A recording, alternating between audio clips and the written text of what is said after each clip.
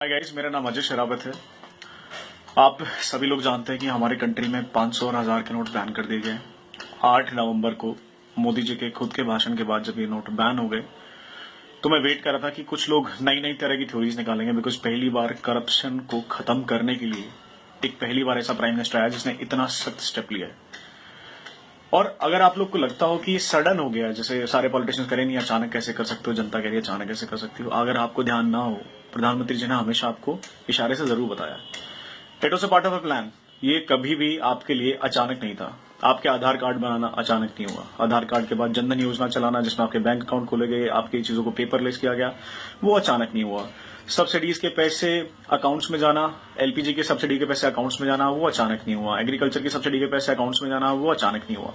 It was a part of a plan. पहले आधार card, फिर जनधन, फिर आपकी जनधन के बाद आपके सब्सिडीज को भेजना, आपको पहले बैंकिंग से कनेक्ट किया गया। लेकिन फिर भी बिकॉज मेरा कंट्री कभी से आलसपने में जूझता रहा है, तो बहुत सारे मेरे महानुभावों ने, बहुत सारे लाखों लोगों ने बैंक अकाउंट तब भी नहीं खुलवाए। 1 रुपए की कॉस्ट पर बैंक अकाउंट खुल रहा था, लेकिन लोगों ने बैंक अकाउंट तब भी नहीं खुलवाए। बार बार बोलते बोलते मोदी जी थक गए, आधार कार्ड बनवा लो, जनधन योजना के तहत बैंक अकाउंट खुलवा लो, खुलवा लो, खुलवा लो, कोई सुनने को तैयार नहीं था। ठीक है, फाइनली 8 नवंबर को यह स्टेप ले दिया गया कि 500 से 1000 के नोट को हम बंद कर रहे हैं, ताकि हम करप्शन के एक बहुत बड़े लेवल को खत्म कर सकें और पूरी मार्केट की करेंसी मार्केट के अंदर वापस आ जाए, जो कि घरों में दबी पड़ी हुई है। अगर आपने देखा हो, लोग कह रहे हैं कि अभी कि भाई इससे करप्शन पर कोई फर्क नहीं पड़ेगा, खासकर मेरे माननीय योग पुरुष केजरीवाल जी। सही बता रहा हूं केजरीवाल जी, अगर ये डेमोक्रेसी और कानून ने हमारे हाथ नहीं बांधे होते ना, सच में हम आपका मार मार के मोर बना देते हैं। मतलब सोचो, इतना फ्रस्ट्रेटेड हो गए हम लोग एज ए यंगस्टर, आपको देखते देखते, आपकी बातों को सुनते सुनते। इतने घटिया ख्यालात हैं आपके। एक छोले भटूरे वाला ना दिल्ली में आपसे ज्यादा समझदारी की बात कर सकता है।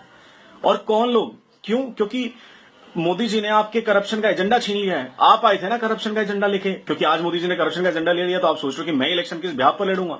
अरे कभी तो अपनी ग्रीड को छोड़ो, अरे कभी तो अपने लालच को छोड़ो। इतना बड़ा स्टेप लिया गया है, अब तो सुधर जाओ। तुम पता नहीं इनकम टैक्स डिपार्टमेंट में थे या नहीं थे सर, पता नहीं आपका क्या सीन है सर, किसने आपको इनकम टैक्स डिपार्टमेंट में रखा पता नहीं। और कौन कहता है कि आप दिल्ली के मुख्यमंत्री हो यार, बस हम आपसे ही दुखी हो गए हैं। मतलब ऐसे ऐसे स्टेटमेंट। अच्छा देखो, करप्शन के केस से कौन कौन बौखलाया। अरविंद केजरीवाल जेन्युइन था, राहुल गांधी जेन्युइन है भाई, जिंदगी भर परिवार ने घोटाला ही तो किया और क्या किया है। कौन कौन अगेंस्ट खड़े हैं? मुलायम सिंह यादव मुलायम सिंह यादव को आप ऑनेस्ट लीडर मानते हो? लालू प्रसाद यादव, उसका जो फॉर्डर घोटाले में तो खुद जेल से छूटा, उसको आप ऑनेस्ट लीडर मानते हो?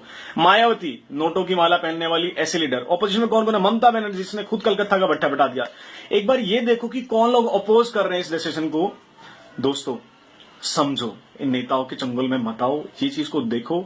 हाँ, सब परेशान है, मैं भी परेशान हूं, मेरे पास भी 150 रुपए थे, 3-4 दिन से ऐसे ही घूम रहा हूं, मैं एटीएम तक एक्सेस नहीं कर पाया हूं। कहीं ना कहीं तक 130 करोड़ को देश को मैनेज करने के लिए मैनेजमेंट उतनी ज्यादा नहीं थी बैंक के पास। लेकिन हाँ, अभी बैंक ने कुछ मेजर स्टेप लिए हैं, जिसके तहत उन्होंने मोबाइल बैंक चलाने के लिए कहा है, मोबाइल एटीएम चलाने के लिए कहा है। मतलब आपके गांव में, आपके आसपास में अगर 6 एटीएम थे, अब मोबाइल एटीएम के थ्रू 10 वैन और खड़ी हो जाएंगी, तो आपके पास वहां 10-12 एटीएम और एक्स्ट्रा होंगे और बैंक भी शुरू हो जाएंगे। आप थोड़ा सा साहस रखो। और जितने भी लोग समझ रहे हो ना करप्शन सिर्फ नेता के पास है या किसके पास है, सोचो कर नेता के पास पैसा आता कहां से है? नेता को पैसा देने वाले हैं कौन? बिजनेसमैन, वेंडर्स, ट्रेडर्स, ये परचून की दुकान चलाने वाले, जितने भी जहां पे बैठे हैं, चांदनी चौक चलाने वाले। मेरा पूरा दिल्ली जानता है कि कैश पर मार्केट कैसे चलती है। आज भी दिल्ली में कितने % दुकानें हैं जो आपको बिल देती हैं? कोई बिल नहीं देता आपको। इस बात को समझो। इतने ज्यादा लोगों का पैसा मार्केट में आया जो होल्ड करके बैठे थे। आप जो लोग कह रहे हैं ना कि ये लाइनें बहुत लंबी लंबी हैं, बाहर लाइनें बहुत लंबी लंबी हैं, मैं आपको कुछ कुछ चीजें बता देता हूं लाइनें क्यों लंबी है। इनमें से आधे से ज्यादा लोग वो हैं जिनके फैक्ट्री ऑनर्स ने अपनी लेबर को छुट्टी देके, पैसे देके भेजा कि जाओ डिपॉजिट करा के लाओ और कैश एक्सचेंज करा के लाओ, ताकि वो अपने ब्लैक का व्हाइट कर सकें। इनमें से ज्यादा पॉपुलेशन वो जो उस पैसे को रिप्लीट कर रहे हैं। हमारे जैसे लोग हैं, 4.5 से 5% के सैलरी लोग हैं जो सिर्फ तनख्वाह में से अपना टैक्स कटाते थे। बाकी तो टैक्स का पैसा ही खा रहे थे। रोज टैक्स बचाओ, ये टैक्स ही नहीं भरते। डॉक्टर हैं, कितने इंडिपेंडेंट क्लिनिक्स हैं, कितनी इंडिपेंडेंट शॉप हैं, ट्रेडर्स हैं, चांदनी चौक है, भगीरथ पैलेस है, मार्केट है, जहां सिर्फ कच्चे काम होता है। मैं खुले में बता रहा हूं, सिर्फ कच्चे का काम होता है, जहां पे कहा जाता है भाई साहब कच्चे में डील करेंगे, ये ना आपको कभी बिल देंगे। इनका धंधा होता है 60 लाख का, और इनकी इनकम टैक्स रिटर्न फाइल उठा के देखोगे ना तो मिलेगी आपको 7 लाख रुपए की। तो सोच के देखो, क्यों सैलरीड आदमी, एक सैलरी वाला आदमी ही सारे भारत का टैक्स क्यों भरेगा? ये बिजनेसमैन कहां जाएंगे, ट्रेडर्स कहां जाएंगे, ये कौन भरेगा इनका टैक्स? ये क्या मक्खन मलाई खाने के लिए बैठे हुए क्या? और इन्हीं के ऊपर लगाम लगाने के लिए मोदी जी ने स्टेप लिया है और ये बहुत ही कमेंडेबल स्टेप है, ये फ्यूचर का स्टेप है, ये इंफ्रास्ट्रक्चर का स्टेप है। इस स्टेप के अंदर मोदी जी को अगर हम सपोर्ट नहीं करते तो हम कायर हैं, हम पे धिक्कार है हमारी जिंदगी पर कि एक ऐसा प्रधानमंत्री मिला है जो इस देश को कहीं ले जाने में सक्षम है, उसे ले जाने की राह रखता है और हम आज उसे सपोर्ट तक नहीं कर पा रहे हैं। कल आर्मी की बात जब आई तो इंटरनेट फ्लडेड था कि हम आर्मी के साथ हैं, ये हैं, सपोर्ट है। अरे इंटरनल वॉर छेड़ लो तुम, बाहर तो आर्मी बहुत अच्छी है, जो अंदर की वॉर छिड़ी है ना, मैं इससे लड़ाई लड़नी है। हमें केजरीवाल जैसे टुच्चे जाहिल और इन गवार मुख्यमंत्रियों से पीछा छुड़ाना है।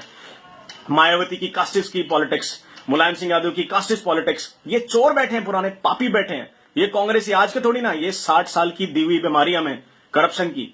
और मैं आपको कहता हूं, वादा दिलाता हूं, जो इंफ्रास्ट्रक्चर अभी मोदी जी डेवलप कर रहे हैं ना, आप देखना आने वाले टाइम में इससे भविष्य बदलेगा। आज हम सब भारतीयों का, सबके सब सिटीजन्स की जिम्मेदारी है, अधिकार है, रिस्पॉन्सिबिलिटी कि आज हम पर जो भी हो रहा है हम उसे झेलें, मोदी जी का साथ दें और इस करप्शन की लड़ाई में मोदी जी के साथ खड़े हों। मोदी जी, मैं आपके साथ खड़ा हूं और मेरे साथ पता नहीं कितने हजारों लाखों यंगस्टर आपके साथ खड़े हैं।